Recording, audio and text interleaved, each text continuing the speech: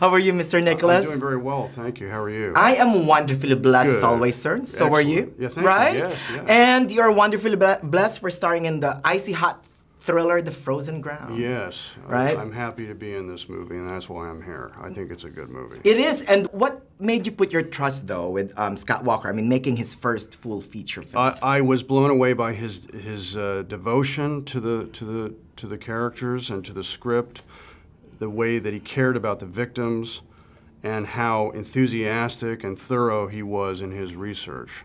I felt that he was a very serious and committed filmmaker, and that I should trust him. And the end result is fantastic. Thank you. You're welcome. Now, what got you interested in your character? It was time, stylistically, to go back to something more docudrama, more cinema verite. Right. I had just gotten off of Ghost Rider: Spirit of Vengeance, and I was really trying to push the envelope in terms of where I could go with operatic performance in film acting, and I thought now it was time to remind folks that I could do something a little more minimal, more cinema verite, on top of which it was a chance to play a real hero, not just a fictional character, but somebody that really, you know, risked his career and personal safety to put someone like Robert Hansen behind bars. Right, I was just gonna tell you that your acting here is more subdued, which is a welcome respite. Yeah, well, I think I like it because my personal favorite sort of acting is to push the boundary and go outside the box. What some people call over the top, I call outside the box. Right. Because I think there's a need to break the need for folks to think naturalism is the only style. So I liked that I have this movie to reflect off the other work, so you have the two to compare. Right.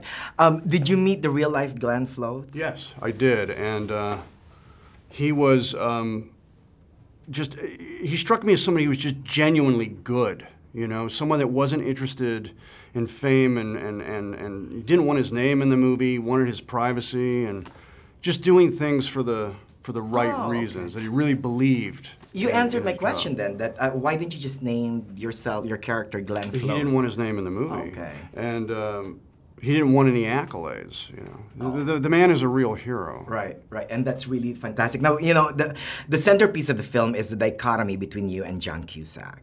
Yeah. How was it working with him again? And it's certainly not Con Air. It was, no. Well, that's also great because it was a chance for John and I to work together again, have more to do together. We only had, I think, maybe 2 scenes in Con Air.